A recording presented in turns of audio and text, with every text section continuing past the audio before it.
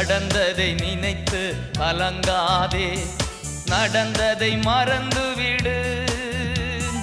கர்த்தர் புதியன செய்திடுவார், இன்றே நீ காண்பார், இன்றே நீ காண்பார். கலங்கிடவே வேண்டாம், கலங்கிடவே வேண்டாம். இயேசு கைவிட மாட்டார், இயேசு கைவிட மாட்டார்.